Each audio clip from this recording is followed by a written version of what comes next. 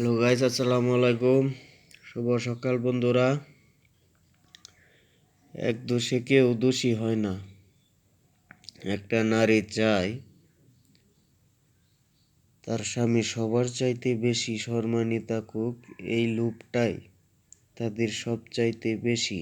সেভাবে আমার স্বামীকে লোকেরা মেনে চললে আমাকেও সম্মান করবে। আরে বোন, এটা স্বামীর